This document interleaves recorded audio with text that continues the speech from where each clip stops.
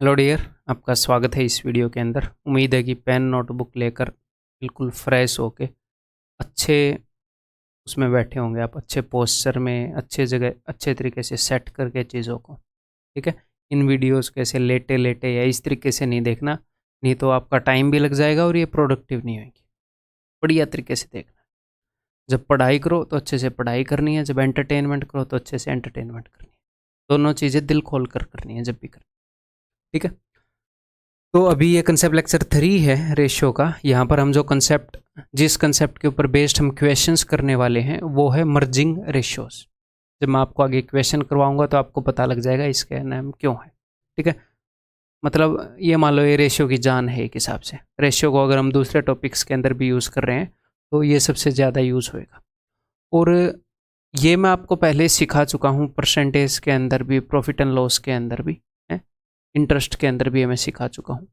फिर भी मैं बेसिक को एक बार फिर से कराऊंगा कुछ क्वेश्चंस के अंदर, और फिर रेशियो के अंदर जो ये यूज़ होता है उसके हम क्वेश्चंस करेंगे। ठीक है। तो इस लेक्चर के अंदर हम काफ़ी सारे क्वेश्चंस करने वाले हैं। चलिए जी स्टार्ट करते हैं। एक बार ये बताइए मुझे, यदि ए रेशियो बी 4:5 है और बी रेशियो सी 2:3 है,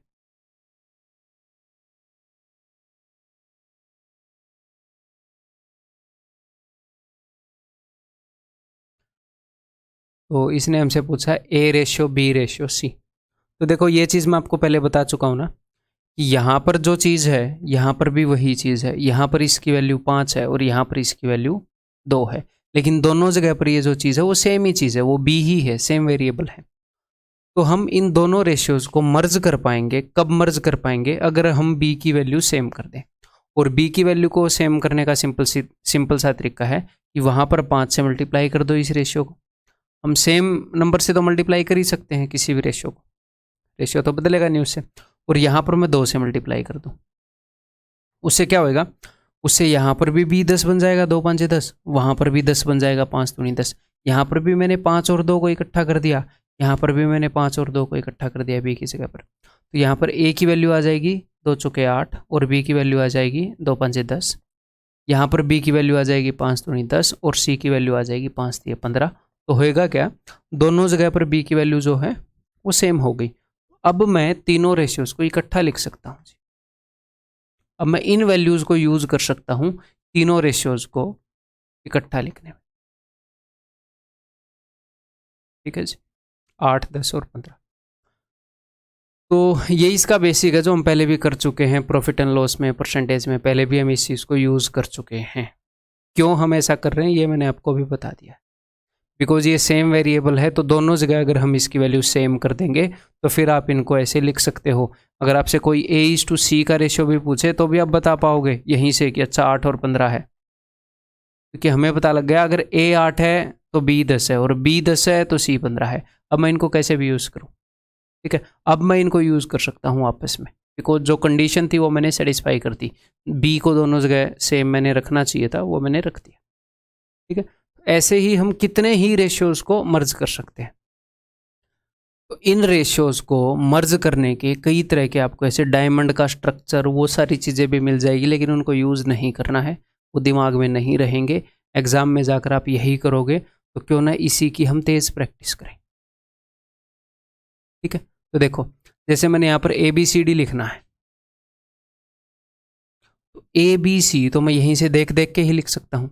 जैसे यहाँ पर B की वैल्यू बताओ क्या है 3 और यहाँ पर B की वैल्यू क्या है 5। तो क्यों ना मैं इधर 5 से मल्टीप्लाई कर दूँ, 5 दूनी 10 5 3 15। और वहाँ पर मैं 3 से मल्टीप्लाई कर दूँ, 3 5 15 जो कि मैं लिख चुका हूँ, 3 ने में 27। तो ABC आ गया। अब यहाँ पर देखो, यहाँ पर क्या है C और D, तो C की वैल्यू क्या है 6। तो यहाँ पर कंसेप्ट ये नहीं है कि इसको 6 से मल्टीप्लाई कर दो और इसको 27 से मल्टीप्लाई कर दो। कंसेप्ट ये है कि इन दोनों को सेम करना है C को। तो इन दोनों का एलसीएम क्या है? एक्चुअल में हम इनका एलसीएम ले रहे होते हैं। 27 और 6 किससे मल्टीप्लाई करूँ कि सेम बन जाए? 27 दूनी 54, 27 और 6 का एलसीएम क्या है 54 54। यहाँ पर मैं डबल करूँगा, ठीक है, 2 से मल्टीप्लाई करूँगा सभी को, तो 20 30 और 54 कर सकता हूँ मैं 2 से मल्टीप्लाई। यहाँ पर किससे मल्टीप्लाई करूँ कि 54 बन जाए?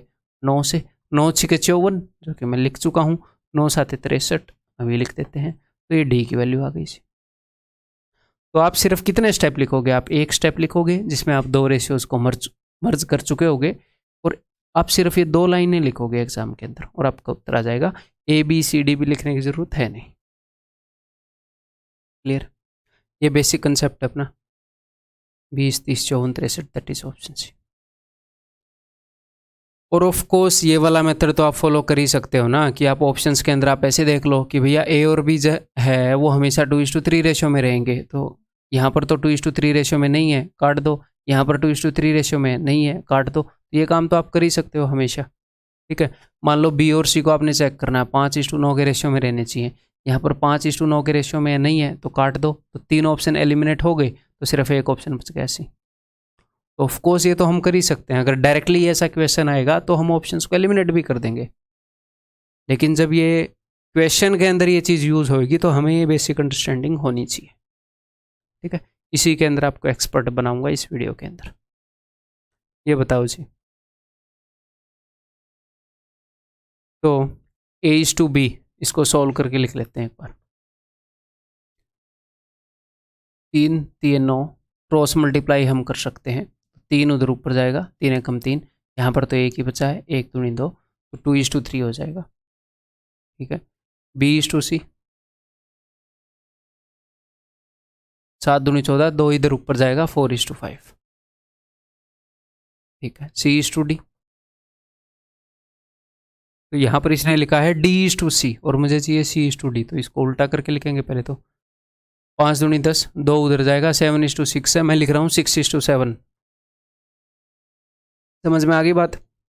यहाँ पर है D/C, लेकिन मैं लिखना चाह रहा हूँ C/D, ताकि मैं C की और C की वैल्यू सेम रख सकूँ। करने को मैं वैसे भी कर सकता हूँ, लेकिन हमें ऐसे आदत है तो मैंने ऐसे लिख लिया। ठीक है, देन ABCD इज, तो ABCD क्या होगा? तो बहुत ही सिंपल सी बात है। तो अब मैं 2 स्टेप लिखूंगा जैसे हम एग्जाम में करेंगे। पहले मैं B को मर्ज करूंगा। देखो जरा B को, यहाँ पर मैं 4 से मल्टीप्लाई करूंगा, 4 दूनी 8, 4 3 12। वहाँ पर मैं 3 से मल्टीप्लाई करूंगा, 3 चौके 12 लिख चुके हैं, 3 पंजे 15। ABC का रेशियो आ गया। अब मैं C को सेम करूंगा। यहाँ पर C जो है वो 15 है, यहाँ पर C जो है वो 6 है। तो किस चीज़ से मल्टीप्लाई करूँ बताओ? ऐसे तो जरूरी नहीं है ना कि यहाँ पर 6 से करूँ वहाँ पर 15 से, सेम ही तो करने हैं। तो देखो इन दोनों का एलसीएम क्या है? 30। इसको 2 गुना कर दूँ, इसको 5 गुना कर दूँ, तो इसको 2 गुना कर रहा हूँ, 16, 24, 30, और इसको कर दे रहा हूँ 5 गुना, 5 6 30 ऑलरेडी है, 5 7 35, 16, 24, 30, 35। That is option B. Sir क्या हम ऑप्शंस को चेक कर सकते थे? हाँ ऑफ कोर्स कर सकते थे, लेकिन वो अभी मैं आपको नहीं बता रहा। कर सकते थे, वो तो आप खुद ही करोगे। जैसे आपको पता है कि A और B 2:3 रेशियो में है, ये तो है, ये तो पास हो गया। फिर B और C का चेक करोगे, 4:5, ये कैंसिल आउट हो गया। B और C 4:5 में नहीं है, 3 चौके 12, 3 पंजे 15 यहाँ पर है, यहाँ पर नहीं है। तो ऐसे धीरे धीरे ऑप्शंस कटेंगे, ऑप्शन से करो।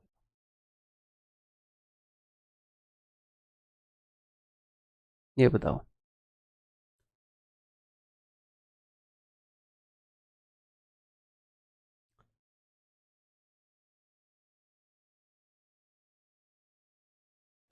A/B is 2:3, B/C is 4:7, C/D is 3:5. Then find all these questions. Exam में ये ऐसे तीन क्वेश्चन आपसे नहीं पूछेगा, या तो ये पूछेगा या ये पूछेगा या ये पूछेगा। अगर हमें तीनों के तीनों निकालने हैं तो फ़ायदा होगा ये अप्रोच फॉलो करने में कि मैं ABCD ये निकाल लूँ। अगर 3 के 3 एग्जामिनर ने पूछे हैं, मान लो उसने पूछ भी लिए, तो फ़ायदा होएगा कि मैं A/B/C/D निकाल लूँ। तो एक बार ये निकाल लेते हैं जी। ठीक है, यहाँ पर मुझे B को सेम करना है। ये 4 है, ये 3 है, यहाँ पर 4 से मल्टीप्लाई करूँगा, 4 दूनी 8, 4 3 12, वहाँ पर 3 से, 3 चौके 12, 3 7 21। ठीक है, यहाँ पर C की वैल्यू हो गई जी 21, और वहाँ पर हो गई मेरे भाई 3। तो अब इसको किसी चीज़ से मल्टीप्लाई करने की ज़रूरत है नहीं, उसी को 7 से करो, वो 21 बन रहा है, 7 3 21, 7 5 35, तो आ गया 35। आ गए ABCD सारे। उसने पूछा है कि A/C क्या होएगा, तो A/C होएगा 8:21। A/D क्या होगा, तो वो होगा 8:35। और B/D क्या होगा, वो होगा 12:35। ठीक है जी, ये तो इजी था, कोई मुश्किल नहीं था। लेकिन मैं आपका दिमाग यहाँ पर लगवाना चाह रहा हूँ कि अगर वो सिर्फ A/C पूछे तो भी आप ऐसे ही करोगे क्या? मान लो आप D को नहीं निकालोगे, मान लो वो A/D पूछे तो भी आप इतना ही लंबा मेथड यूज करोगे क्या? कि आप A/B/C/D निकालोगे? उसने चारों थोड़ी पूछे हैं, उसने A/D ही पूछा है। क्या कोई ऐसा छोटा मेथड है जिससे मैं A/D निकाल लूँ? देखते हैं, देखो। अगर मुझे गिवन क्या क्या है, मुझे गिवन है A/B, B/C और C/D, यही गिवन है।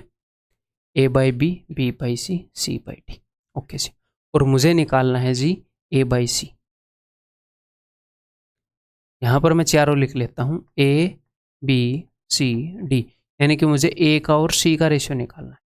तो पता मैं क्या कर सकता हूँ, A/C निकालने के लिए आप A/B इंटू B/C इनकी गुणा कर सकते हैं। अगर आप A/B और B/C की गुणा करेंगे तो B से B कट जाएगा, वो A/C के बराबर ही होता है भैया। A/B इंटू B/C A/C के बराबर ही होता है। अगर आपको A और B का रेशियो पता है, अगर आपको B और C का रेशियो पता है तो उसको यहाँ पर यूज कर लो।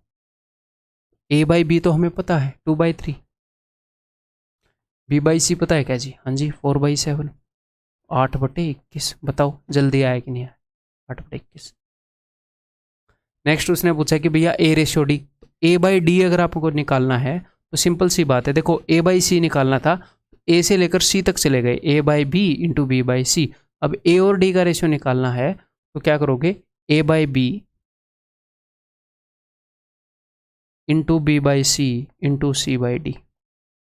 देखो ये जो चीज़ है ये इसी के बराबर है, देखो B से B कट गया, C से C कट गया, ये चीज़ है ये इसी के बराबर है। अगर इन रेशियोज का मैं प्रोडक्ट करूंगा तो A/D के ही बराबर होगा। और ये रेशियोज मुझे अलग अलग गिवन है। अगर एग्जामिनर मुझे सिर्फ A/D पूछेगा तो मैं चारों ratios A, B, C, D चारों वेरिएबल्स का रेशियो मैं क्यों निकालूंगा? ठीक है, A/B is equal to 2/3 into 4/7, B/C, C/D is 3/5। अगर कुछ कट रहा है तो काट दो, कट रहा तो कट रहा है कुछ, हाँ 3 कट रहा है। 8/35, क्या यही आया था क्या पहले? 8/35 ही आया था क्या? 8/35 आया, ठीक है। अब उसने पूछ लिया जी B/D, तो B/D कैसे, अब ये आप बताओगे। B से स्टार्ट करके D तक जाऊंगा, B/C इंटू C/D। तो B/C क्या है भाई साहब? B/C है 4/7। C/D क्या क्या है? 3/5, 12/35। ये है कि नहीं है 12/35? एक छोटा सा पॉइंट ये आप लिख सकते हो नोट्स बनाते हुए, क्या? ये ये ये चीज़ें लिख लो।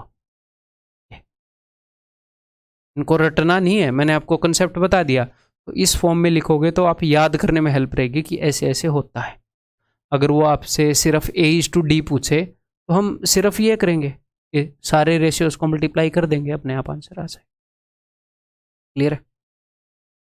ये बताओ तो, क्लियर है ना? ये बताओ फिर अब।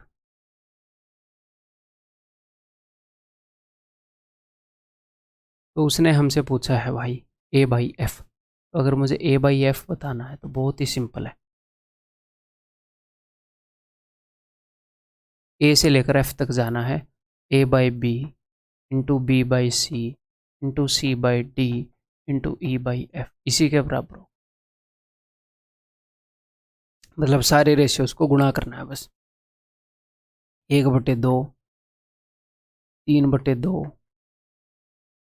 2/3, 2/1, 1/3। समझ में आ गई बात? 1:3 बच गया, कुछ गड़बड़ कर दी क्या मैंने? A B B C 3/2, D C D, 2/3 D E, एक ई एफ, 3, 2 से 2 काट दिए, 1 3 से 1 3 काट दिया। क्या दिक्कत है भाई, 1/3 क्यों नहीं आ रहा? और ये क्या मामला, 3/8, 6/16, ये सेम ही है इनका मतलब, यानी कि कुछ टाइपिंग में गलती हुई है। वो 3/4 है, 1/16 है। एक बार मैं फिर से देख लूँ, A B, B C, C D,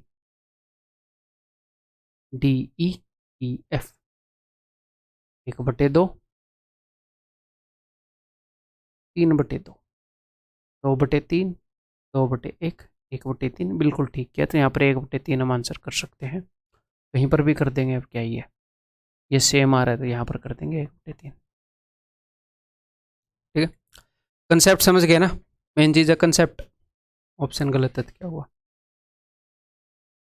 अच्छा ठीक है जी, ये समझ में आ गया, ऑप्शन सी। नेक्स्ट, अगर एग्जामिनर हमसे ये पूछ ले तो, ये ए बी सी और बी सी डी, तो सबसे पहला तो अपने पास एक ऑप्शन है कि मैं ये निकाल लूँ,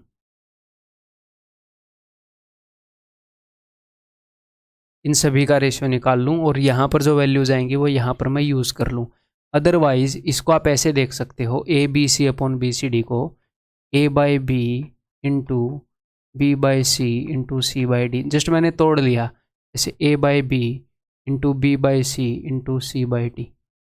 ए बाई बी तो मुझे पता है, ए बाई बी क्या है, ए बाई बी है जी 1/2, बी बाई सी क्या है, बी बाई सी है जी 3/2, और सी बाई डी क्या है, सी बाई डी है भाई साहब 2/3। दैट्स इट, 3 से 3 गया, 2 से 2 गया, आंसर आ गया 1/2। अगर वो आपसे ये पूछ ले तो बताओ।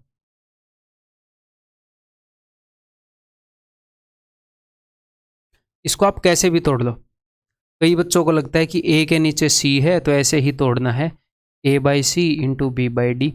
आपका दिल करे वैसे तोड़ लो मेरे भाई, एक हिसाब से क्या है, ऊपर इन दोनों की गुणा है, नीचे इन दोनों की गुणा है, आप कैसे भी तोड़ लो, ए बाई डी कर लो, A by D into B by C, बस। अब ये जब आप निकालोगे, ए बाई सी कैसे निकालोगे बताओ? तो आपको पता है ए बाई सी निकालना है, ए से लेकर सी तक जाना है, यानी कि A by B into B by C. तो अब क्या आप एग्जाम में ऐसे लिखोगे, इसकी वैल्यू ए है, डायरेक्टली वैल्यूज लिखोगे ना वहां से। ए बाई सी निकालना है तो A by B into B by C होता है, लास्ट क्वेश्चन में बताया। बी बाई डी निकालना है तो क्या करोगे, बी बाई सी, बी से लेकर डी तक जाएंगे, B by C into C by D, B से डी तक जाना है तो B by C into C by D, और ये सारी वैल्यूज आपको गिवन है। एग्जाम में हम ऐसे नहीं लिखेंगे, ऑफ कोर्स हमें पता है ऐसे करना है, यहाँ पर मैं आपको समझा रहा हूँ खोल के। ठीक है, ए बाई बी क्या है 1/2, B by C 3/2, B by C 3/2, C by D 2/3। इस पूरे से ये गया, क्या आ गया जी 3/4, इसकी वैल्यू आ गई 3/4। अगर आप ऐसे करते तो भी कोई दिक्कत नहीं थी। ए बाई डी को कैसे लिखते, फिर ए बाई डी को लिखते A by B into B by C into C by D, A से लेकर डी तक जाना है तो A by B, B by C, C by D, और बी बाई सी तो हमें पता ही है रेशियो, बी बाई सी तो हमें पता ही है, बस वही सेम चीज़ें यूज़ करेंगे, एग्जैक्टली सेम काम होएगा, सेम आंसर है।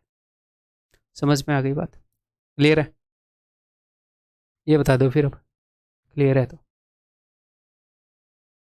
A by B, B by C, C by D A है, तो ये हमें बताना है कि भैया A into B divided by C into D. तो मैंने आपको क्या बताया, इसको ऐसे तोड़ लो, A C into B D, A C में बैठ के पी ओ बी डी। ठीक है, तो ए बाई सी क्या हो जाएगा, A by B into B by C, और बी डी का मतलब है B by C into C by D. तो बस ए बाई बी क्या है भाई 3/4, बी बाई सी क्या है 2/7, बी बाई सी क्या है 2/7, सी बाई डी क्या है 5/2। That's it.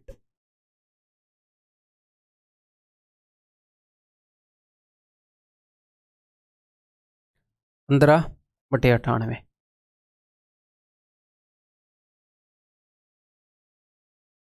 ठीक है, क्लियर है, कंसेप्ट क्लियर हो रहा है जो मैं बताना चाह रहा हूँ।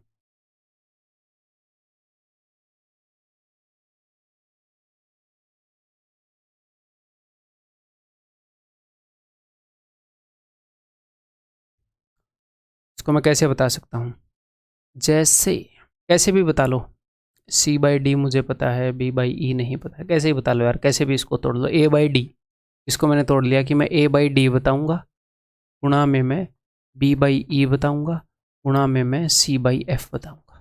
ठीक है, अब A/D, अब मैं यहाँ पर लिखूँगा नहीं, कैसे हमें एग्जाम में डायरेक्टली क्या लिखना है वो मैं बता रहा हूँ। ये स्टेप भी मैं लिखूँगा नहीं, इसमें हमने क्या नया कुछ कर लिया, एग्जैक्टली सेम चीज़ तो लिखी है। एग्जाम में क्या करेंगे वो मैं आपको बता रहा हूँ। तो पहला मैंने जिम्मा उठाया है A/D निकालने का, तो अब मैं करूँगा A से लेकर D तक जाऊँगा, 2/3 गुणा में B/C गुणा में C/D। अब मैंने ये निकाल लिया, अब मैं निकालूंगा B/E, मैं B से लेकर E तक जाऊंगा, तो B/C गुणा में C/D गुणा में D/E, ये भी मैंने लिख दिया। अब मैं गुणा में करूंगा C/F, C से लेकर F तक जाऊंगा, तो C/D 2:1। और एक और बात, यहाँ पर गुणा करो या यहाँ पर गुणा करो, इसमें कोई फर्क थोड़ी है। तो मैंने लिख लिया है भैया C/D D/E। अब यहाँ पर जगह नहीं है तो यहाँ पर कर देंगे गुणा में 3/5, बस। तो अब इसकी काटा पीटी, 2 2 4 3 3 कैसी, 3 3 2 2 कैसे, 1 4 गया, 1 3 से 1 3 गया। ऊपर कुछ बचा है, कुछ नहीं बचा है।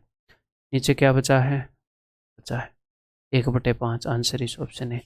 यहाँ पर बिल्कुल भी जल्दबाजी नहीं करनी, एक बार मैं गलत करके आ गया था ऐसे इक्वेशन बिना वजह काम का, आजकल फिर मैं जल्दबाजी नहीं। Option A is the answer.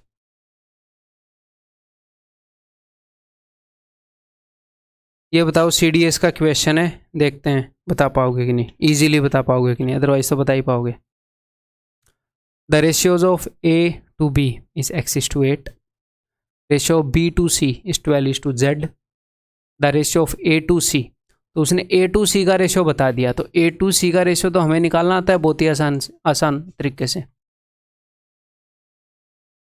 ये तो A/B, इसको और भी तरीके से हम कर सकते हैं, लेकिन अभी मैं ऐसे बता रहा हूँ। A/C equal to A/B into B/C, आपको बताइए। और उसने A/C की वैल्यू क्या बताई है, उसने बताई है 2:1, और उसने इन दोनों की वैल्यू भी बता रखी है। A/B की वैल्यू क्या है, A to B का रेशियो क्या है, X:8, और B/C की वैल्यू क्या बता रखी है, B/C की वैल्यू बता रखी है 12:Z। ठीक है, और पूछ क्या रहा है, पूछ रहा है X:Z, ये तो इजीली बता दोगे। 4 दूनी 8, 4 3 12, इस साइड पर X और Z को रहने दो, ये 3 इधर नीचे चला जाएगा पैरों में, 2 उधर ऊपर चला जाएगा, 2 दूनी 4 बटे में 3, this is your answer.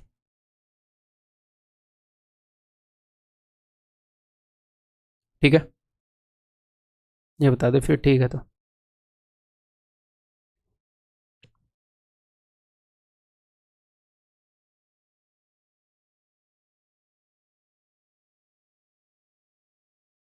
in a school the ratio of boys to girls is 4:3 and the ratio of girls to teacher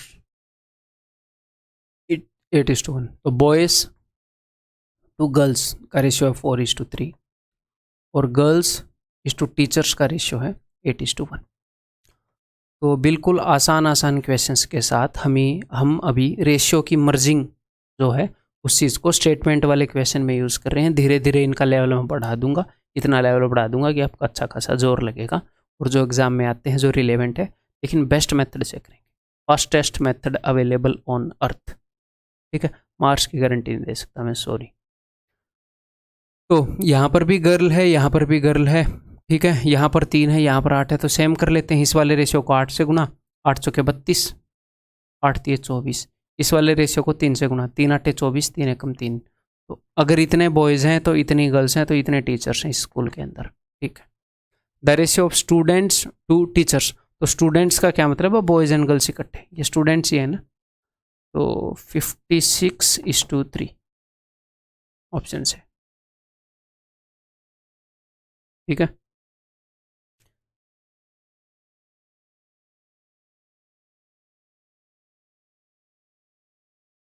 जो रेशियो की मर्जिंग है, रेशियो को दो जगह पर किसी एक वैल्यू को सेम करना, उसको मैं मर्जिंग बोलता हूँ, कि दो अलग अलग रेशियोज को इस तरीके से कर लेना, ऐसे कैलकुलेट कर लेना कि उनको मैं एक ही बना लूँ, सारी वैल्यूज़ को हम आपस में यूज़ कर पाएँ, ऐसा बना लें।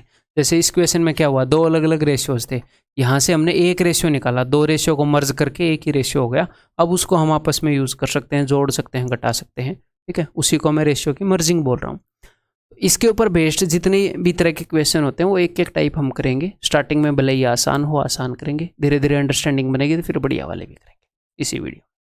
देखो, zinc and copper are in ratio 5:3। किसी अलोए के अंदर जिंक और कॉपर 5:3 रेशियो में है, ठीक है जी, और 480 ग्राम के अलोए है, ठीक है। How much grams of copper be added to make the ratio 3:5। तो ये बोल रहे हैं कि इसके अंदर कुछ कॉपर हम ऐड करेंगे, पता नहीं कितना ऐड करेंगे, कुछ हम कॉपर ऐड करेंगे, तो जो रेशियो है वो 3:5 हो जाना चाहिए। तो मुझे एक बात बताओ, आप सिचुएशन को समझो जरा, भावनाओं को समझो। उसने क्या ऐड किया, उसने कॉपर ऐड किया है, ठीक है जी, कुछ ना कुछ ऐड किया होगा, इतने पहले कुछ कम होएगा, अब कुछ ज़्यादा हो गया, ठीक है। जिंक को तो नहीं छेड़ा ना, आप बोलोगे हाँ सर जिंक को तो नहीं छेड़ा, तो जो पहली सिचुएशन और दूसरी सिचुएशन उनमें जिंक तो बराबर होना चाहिए, आप बोलोगे जी सर बराबर होना चाहिए। तो मैं कुछ ऐसा करूँ कि यहाँ पर ये जो 5 है और यहाँ पर जो 3 है उसको मैं बराबर कर दूँ, तो क्या होएगा, मैं सिचुएशन को ऐसा कर पाऊँगा कि हम इन नंबर्स को आपस में यूज़ कर पाएंगे। तो कैसे करूं भाई, इन दोनों के बराबर, ऊपर वाले को 3 से गुणा, नीचे वाले को 5 से गुणा, 3 5 15, 3 3 9, नीचे वाले को 5 से, 5 3 15, 5 5 25। अब ये भी 15 हो गया, ये भी 15 हो गया। जब मैंने सिचुएशन को, कंडीशन को सेटिस्फाई कर दिया एग्जामिनर की कंडीशन को, तो अब हम सारी वैल्यूज़ को आपस में यूज़ कर सकते हैं। ये रेशियोज ऐसे हो गए जिनको एक साथ भी हम यूज़ कर सकते हैं। तो देखो यहाँ पर उसने 9 चीज़ के अंदर कुछ ऐड किया और 25 बना दिया, तो बताओ कितना ऐड किया उसने, 16 यूनिट ऐड किया, 9 यूनिट से 25 यूनिट बना दी, जी हाँ। और ये बोल क्या रहा है, how much gram of copper की कितना ऐड करें, तो देखो 15 और 9 ये टोटल कितना हो गया, ये टोटल हो गया जी 24। इस 24 यूनिट की वैल्यू उसने दे रखी है कितनी, इतनी। एक्चुअल वैल्यू हमारे रेशियो से कितने गुना है, आपको दिख रहा है 20 गुना है, 24 दूनी 48 और 1 0 20 गुना है। तो यहाँ पर जो 16 यूनिट है इसकी जगह एक्चुअल वैल्यू क्या होगी, इसकी 20 गुना 320 ग्राम ऐड करना पड़ेगा भाई। यहाँ पर क्या आएगा, 320 ग्राम ऐड करना पड़ेगा। क्लियर है, फिर भी ओके। ये बताओ अब,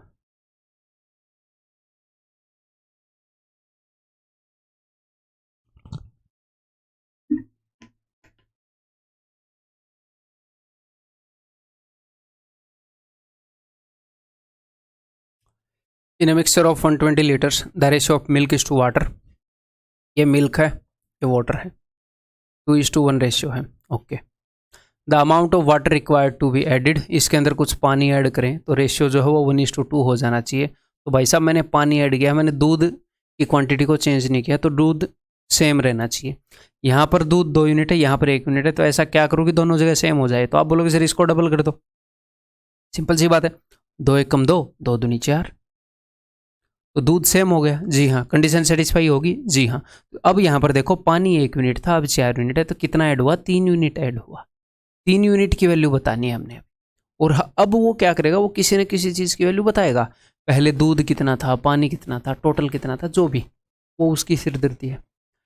इन मिक्सचर ऑफ 120 लीटर, 120 लीटर का मिक्सचर था, तो 2 और 1 3 है, 3 यूनिट की वैल्यू क्या है, 120 लीटर, 3 यूनिट की वैल्यू।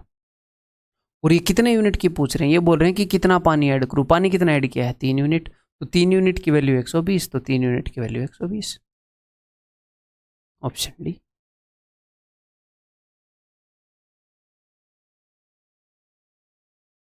बताओ,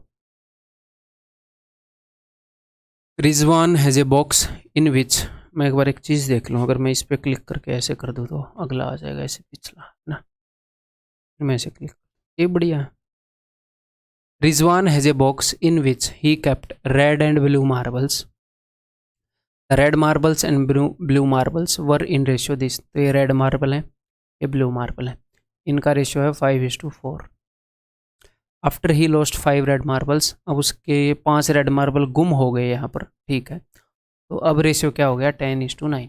तो ब्लू मार्बल तो फिक्स रहे, आप बोलोगे जी हाँ, घूमे तो उसके रेड मार्बल हैं, 5 रेड मार्बल उसके घूम गए बेचारे के, तो ब्लू मार्बल तो फिक्स रहे, तो इसको सेम कर दो, ऊपर वाले को 9 से गुणा करो, नीचे वाले को 4 से, 9 चौके 36, 9 पंजे 45, 4 में 36, 4 दही 40, 36 36 सेम कर दिए।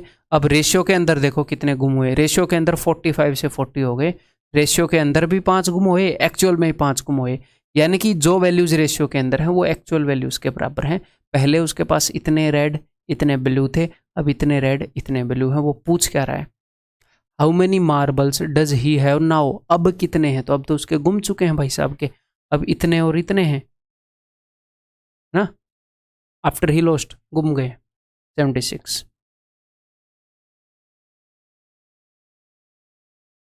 ठीक है, बताइए। The ratio of number of ladies to that of gents at a party was 3:2। Ladies gents 3:2। When 20 more gents joined, 20 और जेंट्स आ गए भाई, ये लो। तो रेशियो क्या हो गया, तो रेशियो हो गया रिवर्स्ड, मतलब 2:3। मैं यहाँ पर क्या दिखा रहा हूँ कि अलग अलग तरह के क्वेश्चन देगा, अलग अलग स्टेटमेंट में देगा, कंसेप्ट सेम ही लगेगा। ठीक है, कई बार बच्चे बोल देते हैं कि वो वाले क्वेश्चन नहीं कराए, वो वाले नहीं कराए, मार्बल वाले नहीं कराए, लेडीज जेंट्स वाले नहीं कराए, गाय भैंस वाले नहीं कराए। कंसेप्ट को समझा करो, वो तो पता नहीं क्या कर देगा यहाँ पर। ठीक है, तो यहाँ पर जेंट्स 20 आ गए, ठीक है, ये तो चेंज होना ही था, लेकिन लेडीज़ के अंदर कोई चेंज हुआ? आप बोलोगे सर लेडीज़ के अंदर तो चेंज नहीं हुआ। हाँ, अगर आपके मन में ये आ रहा हो कि किसी क्वेश्चन में लेडीज़ में भी चेंज हो गया तो आगे करेंगे, टेंशन में तो बहुत ही आसानी से उड़ा डालेंगे उनको, टेंशन ही नहीं लेनी, बहुत आसान और बहुत ही इंटरेस्टिंग होंगे वो। ठीक है, तो यहाँ पर लेडीज़ सेम रही हैं, तो क्यों ना इनको मैं सेम कर दूँ। ऊपर मैं 2 से गुणा कर रहा हूँ, 2 3 6, 2 दूनी 4, नीचे मैं 3 से कर रहा हूँ, 3 दूनी 6, 3 3 9। मैंने लेडीज़ सेम कर दी, जी हाँ सेम कर दी। अब देखो, पहले जेंट्स 4 थे, अब 9 हो गए, 5 ऐड हुए हैं, रेशियो में 5 ऐड हुए हैं, एक्चुअल में 20। तो रियल लाइफ के जो नंबर हैं वो रेशियो से 4 गुना है, रियल वैल्यूज रेशियो से 4 गुना है। अब देखते हैं उसने पूछा क्या है। The number of ladies present at the party was, पहले कितनी थी ये पूछ रहे हैं। तो लेडीज तो पहले जितनी थी अभी भी उतनी है बेचारी। ठीक है, पहले भी 6 यूनिट थी, अब भी 6 यूनिट है, तो एक्चुअल चीज़ें 4 गुना है, 6 चौके 24, 24 थी। ठीक है, क्लियर है।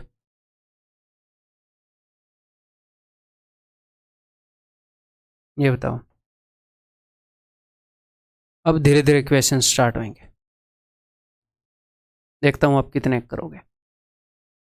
यदि a plus B by C is equal to this and b plus C by A is equal to this, तो a plus C by B की वैल्यू क्या होगी? एक बार जो हमसे पूछा है उसको भूल जाओ, वो तो निकल ही आएगा। यहां पर फोकस करो, यहां पर आपको क्या स्ट्राइक कर रहा है, सोचो जरा। देखो, अगर मैं ऊपर और नीचे वाले को यहां पर जोड़ दूं, अगर मैं यहां पर जोड़ दूं ऊपर वाले को और नीचे वाले को, तो मुझे किस किस चीज़ का सम मिलेगा? मुझे ए बी और सी का सम मिलेगा।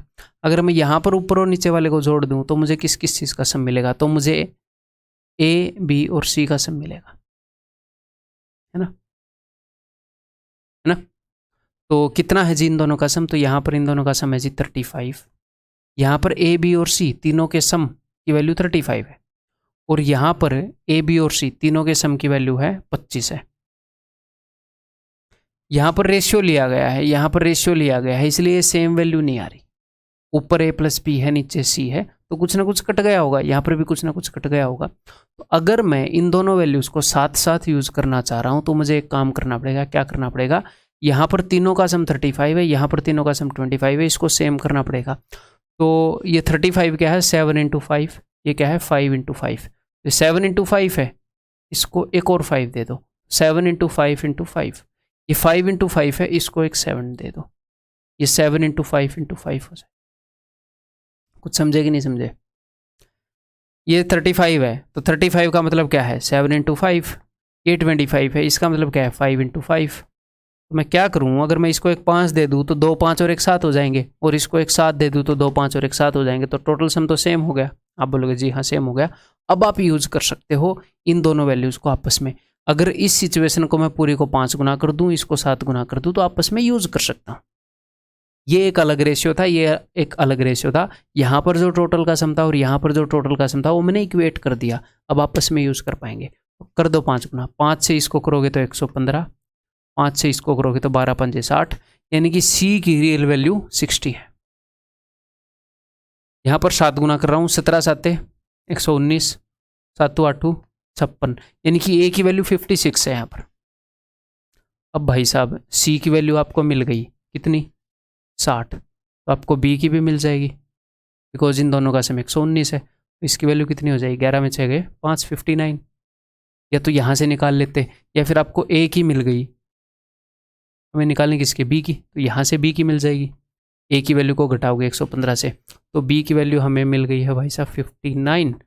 का पूछते रहे examiner A plus C by B, तो ए प्लस सी यानी कि 119, ए प्लस सी मतलब बी प्लस सी था ना वो तो, ओके ओके ओके ओके, ये ए मैंने यहाँ पर लिख दिया, ए प्लस सी 116 बटे बी यानी कि 59, answer will be option B. ठीक, अगर आपको दिमाग में बैठाना है तो एक बार सोच लो मैंने क्या बताया है, फिर इसके ऊपर वेस्ट आगे कई सारे क्वेश्चन करेंगे, इसलिए टाइम दे रहा हूँ।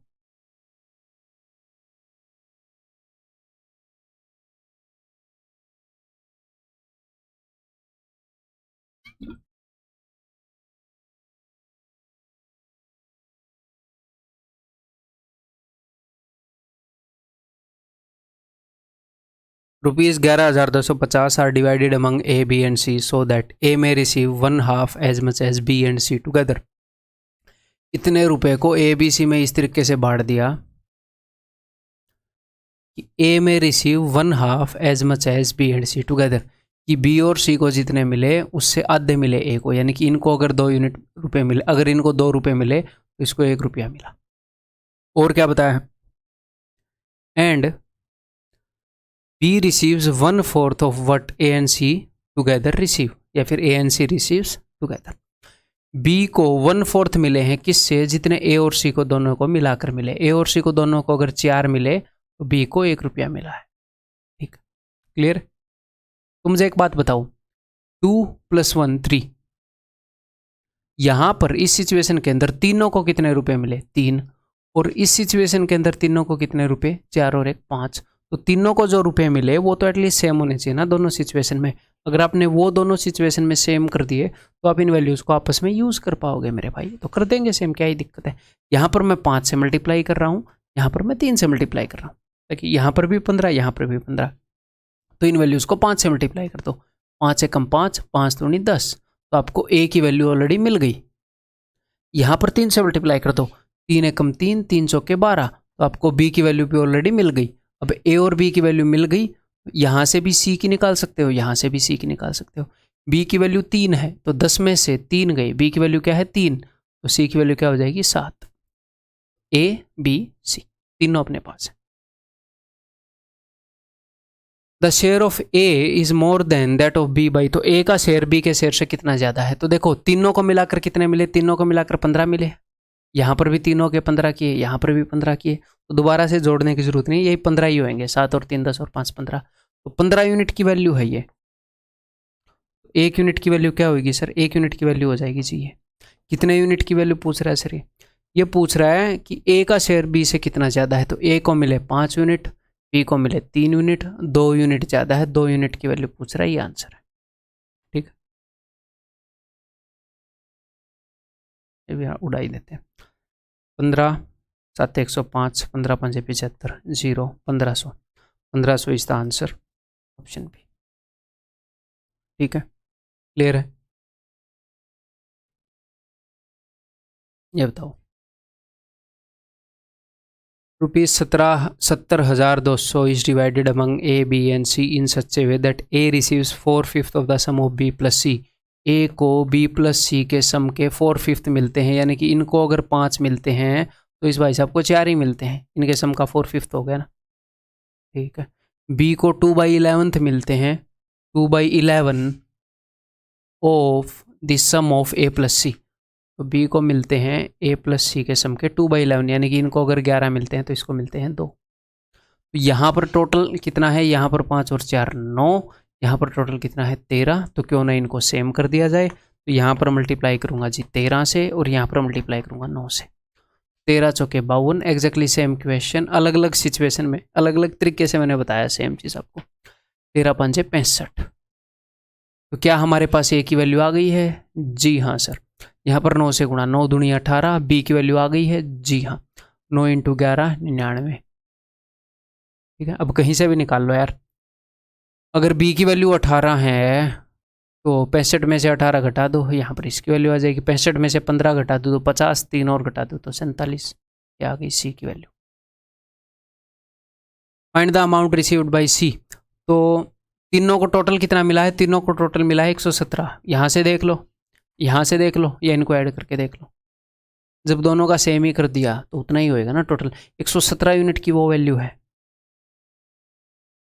ये 1 यूनिट की वैल्यू है। और सी को कितना मिला है? 47। ये 47 की वैल्यू है। ठीक है, 600 और 102 ये कट गया, 4700। अच्छा 6 पे कटेगा, सॉरी मैंने बिल्कुल ही काट दिया। 6 7 42, 4 6 24 और 4 28, 2820 28200 दैट इज ऑप्शन है। हम यूनिट डिजिट भी चेक कर सकते थे ना। हाँ 6 7 42, 2 आएगा और उसके पीछे 2 जीरो आएंगे। ठीक है, क्लियर है? करो फिर, करो। A sum is distributed between A, B and C in the ratio 9:6:11. ठीक है, A gives 500 from his share to C. The ratio of share of A, B and C becomes this. What is the sum of shares of B and C in the beginning? बताओ। पहले share किस ratio में बटा हुआ था? पहले share बटा हुआ था ए बी और सी में 9 6 11। अब क्या हुआ? अब ए ने 500 रुपये सी को दे दिए, ए ने सी को रुपए दे दिए। मुझे एक बात बताओ, जो रुपए इनमें बटे थे अभी भी इनमें उतने ही रुपए बटे हुए हैं ना? जो इनमें रुपए बटे हुए थे अभी भी उतने ही बटे हुए हैं, बस ए ने सी को दे दिया। इन तीनों से तो बाहर नहीं निकले ना। इन तीनों के पास जो टोटल रुपया था आज भी तो उतना ही है ना। इनको मैंने कमरे में बंद कर दिया, अभी आपस में उन रुपये को एक दूसरे को देते रहे, क्या ही फर्क पड़ता है? टोटल तो उतने ही रहेंगे, कमरे से बाहर तो रुपया जा नहीं रहा। ठीक है, तो टोटल मनी सेम रहेगा ऊपर वाली सिचुएशन में और नीचे वाली सिचुएशन में। रेशियो बदले ही बदल गया होगा। ठीक है, तो यहाँ पर टोटल कितना है? 9 और 6 15 और ये 26 यूनिट टोटल है। और यहाँ पर टोटल कितना है? 6 और 3 9 और 4 13 यूनिट टोटल है। तो भैया नीचे भी 26 यूनिट करो, तो 2 गुणा कर दो, 2 चौके 8, 2 तिये 6, 2 छके 12। यहाँ पर भी 26 यूनिट कर दिया। टोटल मनी तो बिकॉज सेम रहेगा ऊपर और नीचे है, आपस में रुपए बदले इन्होंने।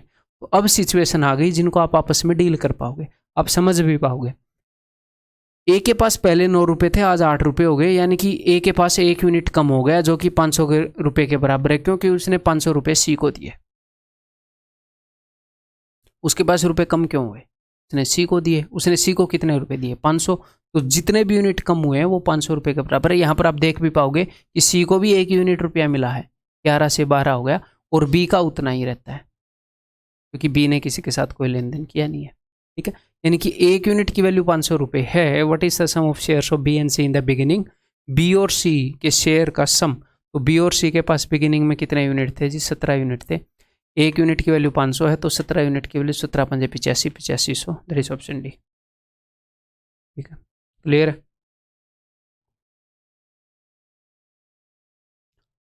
ये बताओ। By mistake instead of dividing 117 among A B and C in this ratio, गलती से क्या हुआ? इस रेशियो में मनी बांटना था, it was divided in this ratio. अच्छा जी, तो किस रेशियो में बांटना था? इस रेशियो में। तो एक बार तो इस रेशियो की शक्ल ठीक कर लें। इसको मैं किससे मल्टीप्लाई कर दूं? इसको मैं मल्टीप्लाई कर रहा हूँ 12 से। ये 12 दिख रहा है आपको? ठीक है, इसको मैंने 12 से मल्टीप्लाई कर दिया, नहीं भी दिख रहा तो मेरी बात मान लो। ठीक है, तो एक्चुअल रेशियो आ जाएगा जिसको हम डील करेंगे। तो 2 छिके 12, 3 चौके 12, 4 तिये 12। क्लियर है? इस रेशियो में रुपया बांटना था, लेकिन इस रेशियो में रुपया बांट दिया। ठीक है, लेकिन जो भी रुपया बांटना था, बांटना तो सेम ही था ना। पहले भी उतना ही रुपया बांटना था, नीचे भी उतना ही रुपया बांटना था। तो यहाँ पर टोटल कितना मनी है? 6 और 4 10 और 3 13। यहाँ पर 13 यूनिट है। और यहाँ पर टोटल कितना है? 4 और 3 7 और 2 9 यूनिट है। तो भैया जितना भी रुपया था, रुपये तो इतने ही थे ना, उसी को इस रेशियो में बांटा, उसी को इस रेशियो में बांटा, तो टोटल मनी तो सेम होना चाहिए। तो अब मैं सेम कर रहा हूँ मेरे भाई, इसको मैं 9 गुणा कर रहा हूँ, इसको मैं 13 गुणा कर रहा हूँ। तो 9 गुणा करूँगा तो 9 छिके 54, 9 चौके 36, 9 तिये 27, 13 दूनी 26, 13 तिये 39, 13 चौके 52। अब क्या होएगा, टोटल मनी हो गया 117 यूनिट।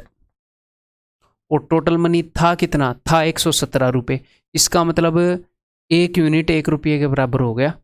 तो रेशियो में जो वैल्यूज़ हैं वही एक्चुअल वैल्यूज़ हैं। वो पूछ क्या रहा है कि किसको सबसे ज़्यादा फ़ायदा हुआ, किसको सबसे ज़्यादा फ़ायदा हुआ। तो देख लेंगे, इसको तो नुकसान हुआ, ये को तो पहले 54 थे, अब 26 है बेचारे के पास। इसको 3 रुपये का फ़ायदा हुआ, लेकिन इसको भयंकर 25 रुपये का फ़ायदा हो रखा है यहाँ पर सी को। तो सी को 25 रुपये का फ़ायदा हुआ, सी को 25 रुपये का फ़ायदा। क्लियर है। तो इस तरह के क्वेश्चन कैसे करने हैं आपके समझ में आ गई बात, बताओ। The ratio of the incomes of A and B is 1:2 and that of their expenditure is 2:3। ठीक है, ये भी बड़े ही मज़ेदार क्वेश्चन है और आजकल एग्जाम्स के अंदर ट्रेंड में बने हुए हैं। देखो, ए और बी की इनकम का रेशियो, ये ए है ये बी है, इनकी इनकम का रेशियो है 1:2 और इनके एक्सपेंडिचर का रेशियो भाई साहब 2:3। तो ये जो रेशियो है इसका मल्टीप्लाइंग फैक्टर अलग होगा ना भाई, ऐसे 1x2x। इतना तो अब तक हम समझ चुके हैं। जो एक्सपेंडिचर है उसका मल्टीप्लाइंग फैक्टर पता नहीं क्या होगा, अलग हो या सेम हो, लेकिन हम सेम नहीं मान सकते। हो सकता है एक्स वाई के बराबर हो किसी क्वेश्चन के अंदर, लेकिन आप ऐसे ज़बरदस्ती नहीं बोल सकते कि ये तो बराबर है, इसका अलग है इसका अलग है। क्लियर है, ठीक है। तो अब उसने बोला क्या है, उसने ये बोला है if 80% of B is expenditure, B के एक्सपेंडिचर का 80% is equal to income of A की इनकम के बराबर है। तो बी का एक्सपेंडिचर ये, इसका 80% इसके बराबर है। तो यहाँ पर दो तरीके हैं, एक तो मैं आपको ऐसा तरीका बताऊँ कि इसका 80% मैं इसको बना दूँ, अदरवाइज मैं आपको एक सुलझा हुआ तरीका बताऊँगा जो हर एक कंडीशन में हमेशा लगेगा। थोड़ा सा लिखना पड़ेगा और आपका उत्तर आपके सामने वो बताता हूँ। देखो, आप मान लो कि यहाँ पर जो मल्टीप्लाइंग फैक्टर था वो था x। हमें मल्टीप्लाइंग फैक्टर ही तो नहीं पता, नहीं तो हम बक्सेंगे थोड़ी। एग्जामिनर ने बताया कि इसका 80% इसके बराबर है, तो मैं क्या करूँगा 3y का 80% यानी कि 4/5 बराबर है 1x। आपको x और y का रेशियो मिल जाएगा, मतलब x और y की वैल्यूज़ मिल जाएंगी यहाँ पर यूज़ करने के लिए। तुरंत इस y को भेज दो उधर, x और y का मुझे रेशियो चाहिए। तो ये क्या आ गया 4×3=12/5। x की जगह 12 रख दो, y की जगह 5 रख दो, रेशियोज को आपस में यूज़ कर पाओगे जनाब। x की जगह 12, 12 एकम 12, 12 दूनी 24 और y की जगह 5, 5 दूनी 10, 5 3 15। अब अगर मुझे निकालनी है सेविंग तो अब मैं निकाल सकता हूँ, अब मैं इसमें से इसको घटा सकता हूँ। इनकम में से एक्सपेंडिचर को घटाऊंगा तो सेविंग आएगी, क्योंकि मैंने इस तरीके से वो वैल्यूज़ मैंने निकाल ली ताकि मैं आपस में यूज़ कर पाऊँ, मैंने उसकी कंडीशन को सेटिस्फाई कर दिया। ये थोड़ा सा लिख के, तो 12 में से 10 के 2, मुझे पता है 2 रुपये बचा रहा है। 12 रुपये इनकम है, 10 रुपये खर्च रहा है, 2 रुपये बचा रहा है। 24 रुपये इनकम है, 15 रुपये खर्च रहा है, 9 रुपये बचा रहा है। अब वो कुछ भी पूछेगा वो ऐसा ही पूछेगा, what is the ratio of savings of B to the savings of A. B की सेविंग से ए की सेविंग का रेशियो तो 9:2 होएगा, 2:9 मत मार देना, एक्चुअल क्वेश्चन है आपके एग्जाम का। ठीक, अब इसी को थोड़ा सा फास्ट करूँ, मतलब मैं एक्चुअल में क्या करता हूँ बताऊँ। मैं ये करता हूँ एक्चुअल में, मैं एक्स और वाई नहीं मानता और ना ही मैं एक्स और वाई को लिखता। ठीक है, उसमें थोड़ा सा होता है टाइम वेस्ट। मैं मान लेता हूँ कि इनका मल्टीप्लाइंग फैक्टर है आई और इनका मल्टीप्लाइंग फैक्टर है ई, तो मैं लिखता हूँ 3e का 80% है 1i। मैं मन ही मन में लिखता हूँ ऐसे, मतलब आई और ई, इनका मल्टीप्लाइंग फैक्टर मैंने आई मान लिया। मैंने ये क्यों माना, ताकि मुझे याद रहे कि इसका आई मान लूँगा तो गड़बड़ हो जाएगी ना। इनका मैंने ई मान लिया, अब इस ई को मैं भेजूंगा इधर, तो मुझे पता है आई वाले के अंदर मल्टीप्लाइंग फैक्टर हो गया 12, ई वाले के अंदर हो गया 5। तो मैं फिर उसके बाद डायरेक्टली 12 एकम 12, 12 दूनी 24, 5 दूनी 10, 5 3 15, मैं फिर सीधा काट के ऐसे लिख रहा होता हूँ। और उसके बाद सेविंग आ जाएगी 2 और 9, खत्म कहानी, ऑप्शन बी। तो वैसा इक्वेशन और करेंगे, आप टेंशन मत लो। मैं ये नहीं चाहता कि आप मेरे जितने फास्ट हो, मैं चाहता हूँ आप मेरे से फास्ट हो। मैंने अपना प्रोफेशन चूज़ कर लिया है, इसको मैं ईमानदारी से निभा रहा हूँ, आगे भी इसी प्रोफेशन के अंदर रहूँगा मैं।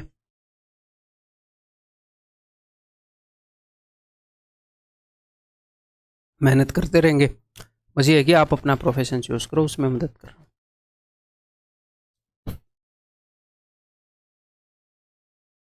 The income of A is 80% of B is income. तो भैया ए और बी, ए की इनकम बी की इनकम की 80% है, यानी कि ये 5 है तो ये 4 है। इतना लिखने के लायक आप होने चाहिए। And the expenditure of A is 60% of B is expenditure. A का एक्सपेंडिचर इसके एक्सपेंडिचर का 60% है, ये 5 है तो ये 3 है। ठीक है। If the income of A is equal to 90% of B is expenditure. देखो बी का जो एक्सपेंडिचर है 5 मैंने इसका मल्टीप्लाइंग फैक्टर ई मान लिया। इसका 90% यानी कि इसका 9/10 क्या है? इनकम ऑफ ए, यानी कि ये 4i। यहाँ पर मल्टीप्लाइंग फैक्टर मैंने आई मान रखा है। ठीक है, तो अब देखो ये 5 दूनी 10, अगर ये ई उधर नीचे चला जाएगा, i/e ये क्या हो जाएगा? 4 इधर आएगा, 9/8। तो मैं 9 और 8 से मल्टीप्लाई कर दूंगा जी। 9 चौके 36, 9 पंजे 45, ई की जगह 8, 8 3 24 एक्सपेंडिचर को, 8 पंजे 40। अब क्या है, अब मैं इन वैल्यूज़ को आपस में यूज़ कर सकता हूँ मेरे भाई। ठीक है, वो जो भी पूछेगा उसके हिसाब से बताएंगे। Then by what percentage are the savings of A more than B saving. A की सेविंग बी की सेविंग से कितनी ज़्यादा है अभी बता देते हैं। 36 माइनस 24 12, इसमें से ये गया जी 5। कितनी ज़्यादा है? 7 ज़्यादा है। कितने पर? 5 पर। तो 7/5 गुणा 100, 140% ज़्यादा है जी। Option B. ठीक है, बताओ, बताइए। ये एक्चुअल एग्जाम का क्वेश्चन नहीं है, बनाया हुआ क्वेश्चन है, तो इसकी वैल्यूज थोड़ी सी टिपिकल हो सकती है। ठीक है, ऑप्शन से ही आपको लग रहा होगा थोड़ी typical. The ratios of income of A B and C. A B और सी की इनकम का रेशियो, और मैं तो ए बी और सी भी नहीं लिखता, क्योंकि क्वेश्चन की शक्ल देखते ही मुझे पता लग जाता है पढ़ते ही कि उस टाइप का है। फिर सॉल्व करते हैं तो मुझे पता होता है कि ये लिखने की ज़रूरत नहीं है, मुझे पता है मैं ए बी सी ऐसे लिखता हूँ। और उनके एक्सपेंडिचर के रेशियो हैं 8:9:15। ठीक है। If the savings of A is 1/4 of its income. जो ए की सेविंग है वो इसकी इनकम की 1/4 है। अगर सेविंग 1/4 है तो एक्सपेंडिचर 3/4 होगा कि नहीं होगा? हाँ जी होगा। तो बस वही मैं कर रहा हूँ कि 7i इसकी जो इनकम है उसका 3/4 है इसका एक्सपेंडिचर, यानी कि 8e। अब ये तो समझ गए ना, इनका मल्टीप्लाइंग फैक्टर मैंने ई माना, इनका आई माना। ठीक है, अब अगर मैं इस आई को इधर भेज दूँ, इस आई को ऐसे लिख ही देता हूँ, अदरवाइज़ मैं तो ये लिखता भी नहीं, यहीं पर काट पीट के कर लेते हैं। आई को इधर भेज दूँ, इस 8 को नीचे भेज दूँ, 7 3 21, 8 चौके 32, इट विल बी 21/32। ठीक है, तो यानी कि ई की जगह यहाँ पर मल्टीप्लाइंग फैक्टर क्या है? 21 है, और यहाँ पर 32 है। तो थोड़ा सा बड़ा मल्टीप्लाइंग फैक्टर आ गया। इसको करने का और भी आसान तरीका है, बट वो एग्जाम की वैल्यूज़ पर बैठे ना बैठे, ये तरीका ठीक रहेगा, यूनिवर्सल है। ठीक है, what will be the ratio of savings of A B and C. A B और सी की सेविंग्स का रेशियो क्या होगा? तो इसमें से ये घटाना है, इसमें से ये घटाना है, इसमें से ये घटाना है, ये हमने करना है। ठीक है, तो मैं यहाँ पर 8 और 7 को कॉमन ले लूँ, है ना। यहाँ पर भी 8 है, यहाँ पर भी 7 है, 8 और 7 को मैंने कॉमन ले लिया, तो यहाँ पर बचेगा 4, यहाँ पर 3, तो इंटू 1 ये हो जाएगा 56। 56 एक ही के अंदर है ना, एक ही के अंदर है। इन्होंने उन्हीं वैल्यूज़ को घुमा रखा है, 56 69 99, ये होगा। ठीक है, यहाँ पर करके देख लो। यहाँ पर 9 को मैंने कॉमन ले लिया, इसमें से इसको घटा रहे हो तो ये आ जाएगा 11, ये हो गया 99। यहाँ पर कॉमन ले सकता हूँ तो ले लूँगा, 3 को कॉमन ले लूँ, 3 को मैंने कॉमन ले लिया, 3 इंटू 3 चौके 12, 3 पंजे 15, 4 दूनी 8, 4 तिये 12, 128, 21 पंजे 105, तो 25, 23, 23 3 69, 69 ऑप्शन है। ठीक है, ठीक है, थोड़ी सी टिपिकल वैल्यूज़ थी, बट कोई नहीं, आपकी प्रैक्टिस के लिए लिया है।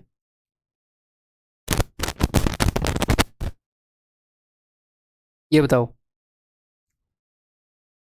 The ratio of the incomes of A and B in 2020 was 5:4. The ratios of their individual incomes in 2020 and 2021 were this and this. ये कहना क्या चाह रहा है अभी बता देता हूँ। कवि कहना क्या चाह रहा है, कवि ये कहना चाह रहा है कि 2020 के अंदर ए और बी की इनकम का रेशियो, अब मैं आपको फुल फ्लैज लिखकर बताऊंगा, बाद में बहुत कम लिखकर बताऊंगा। The ratio of incomes of A and be in 2020 is 5:4। अब ये बोल रहा है और the ratios of their individual incomes in 2020 and 2021 वर, उनकी जो इंडिविजुअल इनकम्स है, यानी कि ए की इनकम की बात कर रहा है कि ए की इनकम 2020 और 2021 में जो थी उसका रेशियो क्या है, उसका रेशियो है 4:5। यानी कि अगर पहले इसकी इनकम 4 थी तो बाद में इसकी इनकम 5 यूनिट हो। 2020 में ए की इनकम 4 थी तो 2021 में ए की इनकम 5 हो, ये कहना चाह रहा है। और बी की इनकम पहले अगर 2 थी तो बाद में वो 2021 में 3 हो। क्लियर है?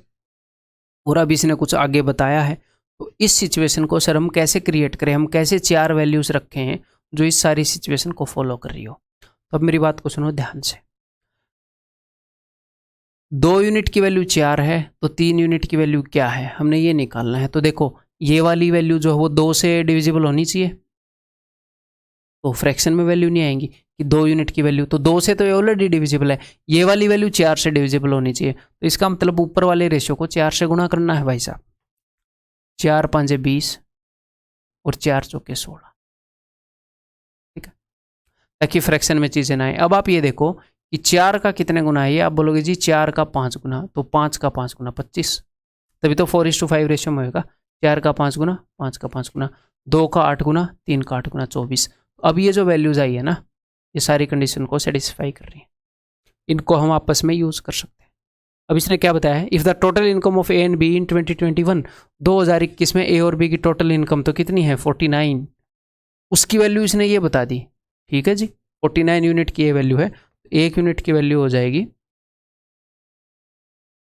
इतनी, का पूछत रहे। Then what was the income of B in 2021, तो बी की इनकम कितनी है 2021 में। अगर वो बी की 2020 में पूछता तो भी हम बता देते 16, लेकिन उसने 24 की पूछी है तो अभी बता देते हैं। 49 से कटेगा ये, है ना, ये 7 से, 7 से काटने में विश्वास रखते हैं जी हम तो। 1 4 8 आएगा, है ना, 7 एकम 7, 7 चौके 28, 7 चौके 28, तो 2 0 आ गई और 4 चौके 16, 6 आएगा और 2 0 आएंगी, यानी कि आंसर इस ऑप्शन है। क्लियर? अब सर क्या हमें इतनी रामायण लिखनी पड़ेगी इस क्वेश्चन को सॉल्व करने के लिए? बिल्कुल नहीं, रामायण ने वाल्मीकि जी ऑलरेडी लिख चुके हैं, अब आपको नहीं लिखनी पड़ेगी। गलत तो नहीं बोल दिया मैंने, ऐसे प्रेशर में कुछ गलत बोल दूँ या फिर वो, ठीक है। देखो the ratio of incomes of A and B, अब इस टाइप का अगर क्वेश्चन दिखे, इस टाइप के क्वेश्चन मैं आपको आगे कई करवाऊंगा, आपको अपने आप दिख जाएगा। तो पहले ए और बी की इनकम का रेशियो ये था 5:4, ठीक है। तो ए की इनकम पहले 4 थी तो बाद में 5 थी, बाद में कितनी थी मुझे उससे लेना देना नहीं है, मुझे पता है कि पहले 4 थी। क्यों? क्योंकि इस यहाँ पर जो वैल्यू होएगी उसको 4 रिप्रेजेंट कर रहा है, तो ये 4 का मल्टीपल होना चाहिए। और मुझे पता है बाद में कितनी थी, फर्क नहीं पड़ता। बी की इनकम मुझे पता है कि ये 2 का मल्टीपल होना चाहिए। क्या सर ये 2 का मल्टीपल? आप बोलोगे जी हाँ बिल्कुल। क्या ये 4 का मल्टीपल? आप बोलोगे नहीं। तो मुझे 4 चाहिए, यहाँ पर 4 से गुणा करो। इसे 2 का मल्टीपल बनाने के लिए किससे गुणा करूं? ऊपर वाले रेशियो के। यहाँ पर कोई ज़रूरत है? आप बोलोगे नहीं। यहाँ पर कोई ज़रूरत है 4 की, तो 4 से मल्टीप्लाई करेंगे। कभी कभी दोनों जगह ज़रूरत पड़ती है, तो मैं सीधा इस क्वेश्चन को ऐसे करता हूँ 4 से। 4 5 20, 4 चौके 16। अब मुझे पता है कि 4 का 5 गुना है तो 5 का 5 गुना 25, 2 का 8 गुना है तो 3 का 8 गुना 24। ये दो, और क्या चाहिए आपको? क्वेश्चन देखकर सीधी 4 वैल्यू आएंगी, इससे शॉर्ट और क्या करें। आंसर अपना ये हो जाएगा जो मैंने सॉल्व करके बताया था। अब अगले क्वेश्चन को इसी स्पिरिट के साथ, इसी जोश के साथ करके बता दो भाई।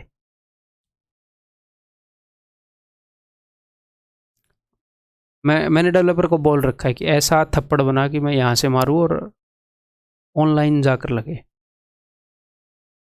तो लोग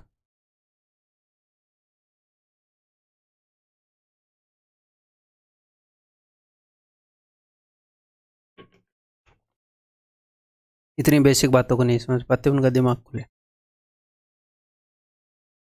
ये बताओ, the ratio of incomes of A and B in the last year उनका इनकम का रेशियो ए और बी का ये था, ठीक है। The ratio of their individual incomes in the last year and present year, अगर ए की इनकम लास्ट ईयर में 3 थी तो अब प्रेजेंट ईयर में 4 है, और लास्ट ईयर का रेशियो दे रखा है, यानी कि इस 3 को रिप्रेजेंट का करत है 4, तो ये 3 का मल्टीपल है नहीं, तो ऊपर वाले रेशियो को मुझे 3 से गुणा करना पड़ेगा, तो बात बनेगी। अब यहाँ पर देखते हैं, बी की इनकम को लास्ट ईयर क्या रिप्रेजेंट कर रहा था 5, यानी कि इसको 5 रिप्रेजेंट करेगा, क्या ये 5 का मल्टीपल है नहीं, तो मुझे ऊपर वाले रेशियो को 3 से गुणा करना पड़ेगा, क्यों, यहाँ की कंडीशन को सेटिस्फाई करने के लिए। 5 से गुणा करना पड़ेगा यहाँ की कंडीशन को सेटिस्फाई करने के लिए, तो 3 और 5 15, 15 से गुणा करूंगा मैं इनको, 15 चौके 60, 15 तिये 45,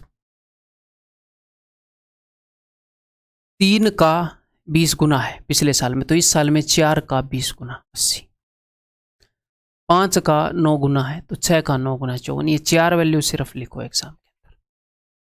if their total income in the present year is this, उनकी टोटल इनकम प्रेजेंट ईयर में, यानी कि इन दोनों का सम कितना भाई साहब 134 यूनिट की वैल्यू उसने बता दी, लाखों में बात है, अमीर घर के लौंडे हैं, ऐसी बात नहीं है, ठीक है। तो 1 यूनिट की वैल्यू इतने आ गई जी, okay. Then the sum of their income, then the sum of the income of A in the last year, A की इनकम लास्ट ईयर में, ये लास्ट ईयर है, प्रेजेंट ईयर है, and that of B in the present year, और B की present year में इसका सम, यानी कि वो आपसे पूछ रहा है 114 यूनिट की वैल्यू, तो बता दो क्या ही दिक्कत है, ये ठीक है, क्लियर है, कैलकुलेट करें। 5, वैसे तो ये 15 से कटता है, 15 से ऊपर पता नहीं कटे हैं, अच्छा 5 से भी कहाँ कट रहे हैं ऊपर से, इन गंदी कैलकुलेशन क्यों दी है इन्होंने हमें।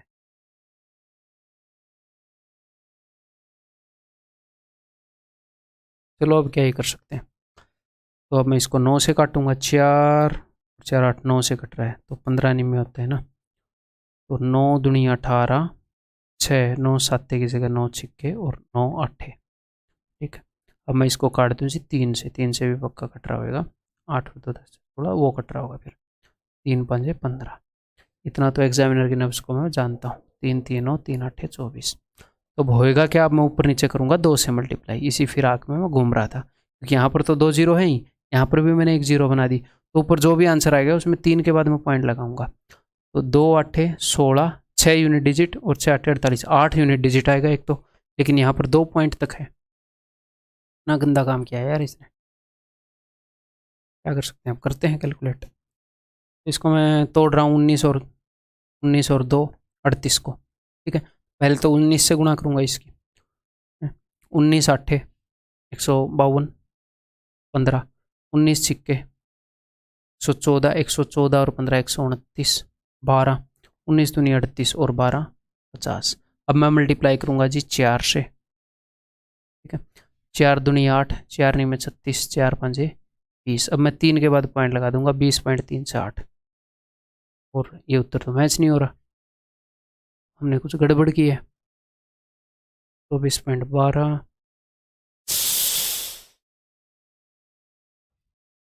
ये 134 था, मैंने 135 लिख दिया, मुझे इस क्लास से पहले भांग नहीं खानी चाहिए थी, मुझे पहले ही लग रहा था। कई लोग सरकाज़म को भी नहीं समझ में आएंगे, तो भाई भांग नहीं खाता मैं, ठीक है, मैंने देखा है कई लोग हैं जो नहीं समझ पाते, सीरियस ले जाते हैं, रेट पूछने लग जाते हैं। अब देखो 134 है, अब तो ये कट ही जाएगा डेफिनेटली, 4 3 7 काट, 2 से काट देते हैं, 2 से अगर मैं इसको काटूंगा 117, 2 5 10, 2 7 14, तो 117, 13 और 9 होता है, तो 13 9 से काटते पहले, तो 13 9 से, क्योंकि कटा था, 9 दूनी 18, 9 छिक्के 9 8, ये 13 से नहीं कटेगा, ये बहुत बढ़िया है यार, हद है, दिल खुश हो गया था, 2 5 10, 2 7 14, मैं एक बार देख लूँ, मैं गड़बड़ी तो नहीं कर रहा,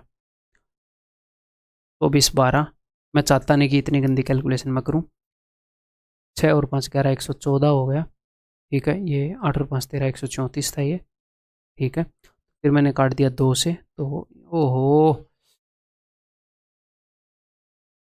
हाई ना हो लेकिन भांग का असर तो है। 50 और 17 ये 67 होएगा। चलो अगले क्वेश्चन से काफ़ी कॉन्शियस रहेंगे, मैं बहुत ज़्यादा ही रिलैक्स हो गया था। तो 67 से कितना पर जाएगा, 6 चौके 24, 4 पर तो नहीं जाएगी, 3 पर, 3 7 21, 3 6 18 और 2 20 तो 101, तो बचेगी कितनी, तो बचेगा 40, 402।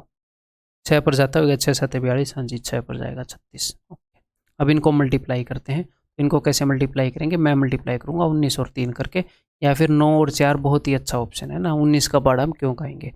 ठीक है, तो 9 7 63, 6, 9 5 45 और 6 51, फिर 4 से 13 जाएगा 52, और ये जाएगा 20 पर, और 2 के बाद लगेगा पॉइंट, तो 20.5। तो ठीक है, क्लियर है, बात समझ में आ गई, कंसेप्ट के ऊपर फोकस करना है।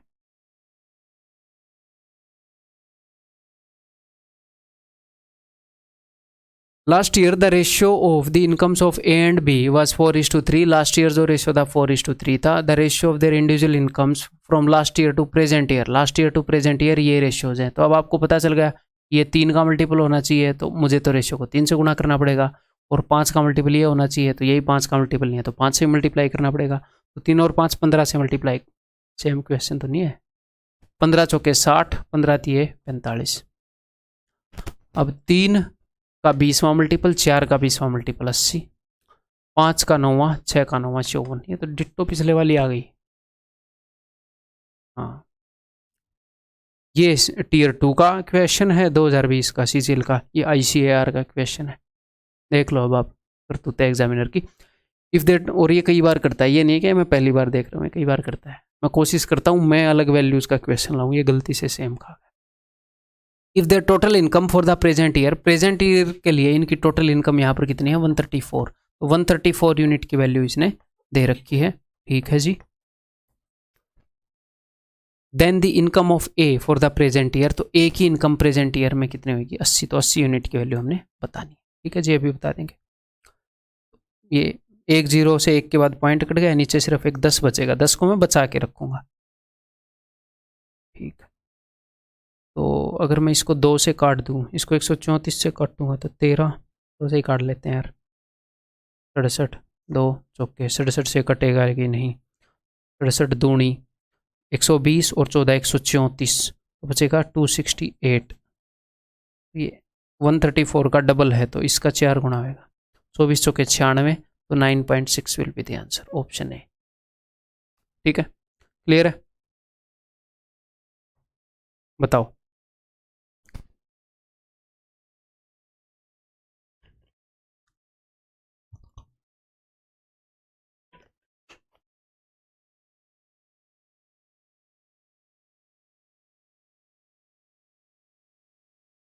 The ratio of last year income of A, B and C is this, while the ratio of their last year income to current income।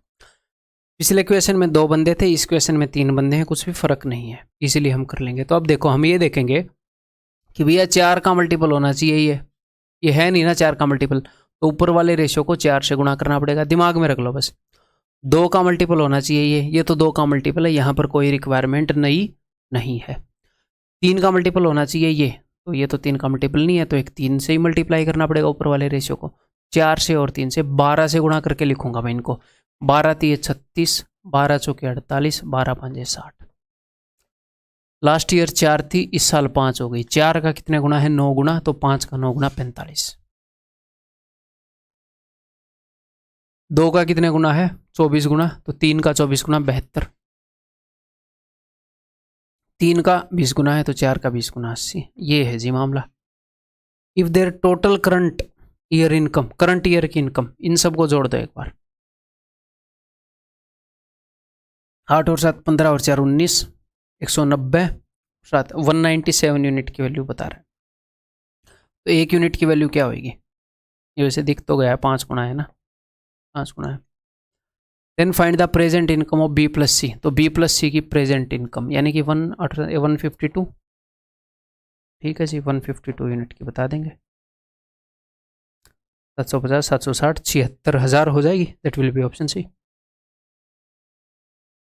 ठीक है, बताओ। CGL टीयर 2 का क्वेश्चन है 2020 का, एक्चुअल क्वेश्चन है। CPO में भी आया था, टीयर 2 में शायद उस साल 2 टीयर 2 हुए थे, तो दोनों में आया था इस टाइप का क्वेश्चन। फिर CPO में भी आया था। बहुत ही प्यार से करवाऊंगा आपको, ईजीएस्ट वे से करवाऊंगा, easiest fastest. The sum of rupees 46,800 is divided among A, B, C and D in such a way that the ratio of the combined shares of A and D, ये बोल रहा है, हिंदी में बताता हूँ। कुछ रुपए हैं उनको बांट दिया इसने ABCD में, इस तरीके से बांट दिया, ABCD में बांट दिया, सच दैट, इस तरीके से the combined share of A and D, A और डी का दोनों का मिलाकर जो शेयर है, to the combined share of B and C, B और सी का मिलाकर जो शेयर है, इनका रेशियो है 8:5। ए और डी को मिलाकर अगर 8 रुपये मिले हैं तो बी और सी को मिलाकर 5 रुपये मिले हैं, ठीक है। और इसने क्या बताया, और इसने बताया है the ratio of shares of B to that of C is 5:4, और बी और सी के शेयर का रेशियो है 5:4। अगर बी को 5 रुपये मिले तो सी को 4 रुपये मिले। देखो मैंने रेशियो एक तो लाइट ब्लू कलर में लिखे हैं, और एक ये जो भी आप इसको गुलाबी मान लो, गुलाबी रंग में लिखे हैं। ये अलग रेशियो है, ये अलग रेशियो है। अगर आप इनको इकट्ठे यूज करना चाह रहे हो तो रेशियो की मर्जिंग करनी पड़ेगी। लाल वाले रंग के अंदर बी और सी का सम है 9 यूनिट, और ब्लू वाले में इन दोनों का सम है 5 यूनिट। तो ऊपर मैं 5 गुना कर दूं और नीचे 9 गुना कर दूं, ठीक। तो नीचे मैं 9 गुना कर देता हूँ, 9 5 45 और 9 8 72। ब्लू वालों को मैंने 9 गुना कर दिया। अब क्या होगा, 9 गुना कर दिया तो अब मैं इसको इस रेशियो में तोड़ पाऊंगा, या फिर इनको 5 गुना कर लो, 5 5 25, 5 चौके 20, बस तो सेम ही है। यानी कि 45 को 5:4 रेशियो में भी तोड़ पाया, ये भी 8:5 रेशियो में रह गया। समझ में आ गई, रेशियो मर्जिंग कर दी, यानी कि बी की वैल्यू मिल गई, सी की वैल्यू मिल गई, और ए और डी की कंबाइंड वैल्यू मिल गई। आप बोलोगे जी बहुत बढ़िया। नेक्स्ट, इफ ए रिसीव्स इतने रुपए हैं, इससे आगे मैं बाद में बताऊंगा आपको। उसने यहाँ पर एक इंपॉर्टेंट चीज़ बताई। उसने क्या इंपॉर्टेंट चीज़ बताई है, मेरी बात को समझने की कोशिश करिएगा। देखो आपको ए बी सी डी 4 चीज़ें हैं, बी और सी की इंडिविजुअल आपको मिल गई, हाँ। ए और डी का सम मिला, अगर इन दोनों में से कोई भी एक मिल जाए तो दूसरा भी मिल जाएगा। आप बोलोगे हाँ सर दूसरा भी मिल जाएगा। इसने बता दिया भाई साहब, इसने ए का बता दिया, ए का बता दिया टोटल में से, तो देख लो ना कितना है। इसने बता दिया ए को मिला है कितने फ्रैक्शन, और हमें रेशियो के अंदर इनका टोटल पता है। बी और सी का टोटल कितना है 45, ए और डी का टोटल कितना है ये, तो इन दोनों को जोड़ो जरा। रेशियो के अंदर टोटल कितना है, रेशियो के अंदर टोटल है 117 यूनिट, ठीक है। और ए को टोटल का कितना फ्रैक्शन मिला है वो इसने बता दिया है, देखते हैं एक बार। 4 चौके 16, 4 चौके 24, 117। अगर टोटल 117 है तो इसको 46 मिला है। टोटल कितना है 117, उसमें से ए को कितना मिला है 46, तो आ गया। अब ए और डी को मिलाकर कितना मिला है 72, तो 72 में से 46 घटाओगे, 12 में से 6 गए 6, 5 में 4 गए 1, तो आपको ए बी सी डी सबका मिल गया। आपको ए बी सी डी सबका मिल गया आपको, मिल गया कि नहीं मिल गया।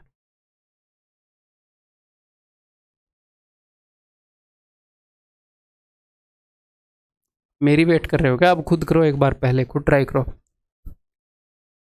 If X is the difference between the shares of A and B, अगर एक्स जो है ए और बी के शेयर्स के बीच में डिफरेंस है, तो बताओ ए और बी के शेयर के बीच में जो डिफरेंस है दैट इज एक्स, कितना है वो है 21, ठीक है।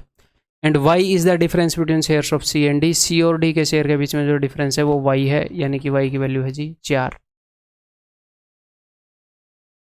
Okay, then what is the value of X minus Y, तो एक्स माइनस वाई की वैल्यू क्या हो जाएगी भाई, एक्स माइनस वाई की वैल्यू है 17 यूनिट। 17 यूनिट की वैल्यू बतानी है। 117 यूनिट की वैल्यू क्या है, 117 यूनिट की वैल्यू है ये। 1 यूनिट की वैल्यू क्या हो जाएगी, 1 यूनिट की वैल्यू हो जाएगी जी ये, 17 यूनिट की वैल्यू हो जाएगी ये करके दिखाओ। 117 चौके 17 चौके 68, 6800। अरे कहाँ पर गड़बड़ कर दी?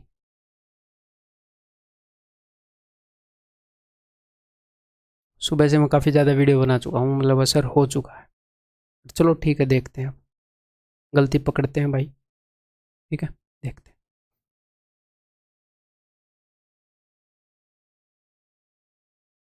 8:5, A:D, ये 8 था, B:C, ये 5 था। ठीक है, the ratio of share of B to C is 5:4। फिर 9 था, मैंने 9 5 45, 9 8 72, बिल्कुल बढ़िया किया। फिर इसको 5 गुना कर दिया मैंने, 5 5 25, 5 के 20, बहुत बढ़िया कर दिया। ठीक है जी। तो फिर मुझे क्या पता लगा, मुझे टोटल 7 और 4 11, 5 और 2 7, 117 यूनिट। ठीक है, फिर मैंने, इसने बता रखा है कि ए को फ्रैक्शन में कितना मिला, 184/30, 4 से अगर काटूँ, 4 चौके 16, 4 छके 24, 46 यूनिट मिला 117 में से, तो 46 मिला। फिर मैंने डी का कैसे निकाला है, 6 में से 4 गए 2, बहुत ही गंदी गलती, सॉरी, मुझे ये नहीं करना चाहिए यार, आगे से कम करूँगा। एक तो टाइम वेस्ट होता है, ऊपर से तो मैं क्यों करूँ, गलत बात है। तो 15 यूनिट, तो 15 यूनिट की वैल्यू क्या हो जाएगी, 15 चौके 60, यानी कि 6000, दैट इज ऑप्शन। क्लियर है? सो दैट्स ऑल इस वीडियो के अंदर। उम्मीद है कि ये कंसेप्ट अच्छे से समझ में आया होगा, और सिर्फ समझ में नहीं आया होगा, आपका इंटरेस्ट भी बन रहा होगा मैथ के अंदर, ये भी मैं कोशिश कर रहा हूँ। और मैं एक और कोशिश कर रहा हूँ क्या, कि ऐसे बोलते हैं कि इस बेसिक पढ़ना है तो इस टीचर से पढ़ो, एडवांस तक जाना है तो इस टीचर से पढ़ो। मैं वो टीचर बन रहा हूँ कि आप मेरे से बेसिक भी पढ़ लो, अगर नॉन मैथ बैकग्राउंड से हो तो क्लियर कट, बहुत ही प्रैक्टिकल वे में मैं आपको समझा रहा हूँ, और मैं आपको बढ़िया से बढ़िया लेवल पर लेकर जा रहा हूँ आपके एग्जाम के लिए, है ना। एक ही जगह पर आपको बेसिक टू एडवांस लेवल भी मिलेगा, और आपको लर्न भी एक ही कोर्स से कर सकते हो, प्रैक्टिस भी एक ही कोर्स से कर सकते हो, अलग से प्रैक्टिस बैच की भी ज़रूरत नहीं होगी। ठीक है, इन्हीं पीडीएफ्स को रिपीट करते रहो। अगली वीडियो के अंदर मिलते हैं।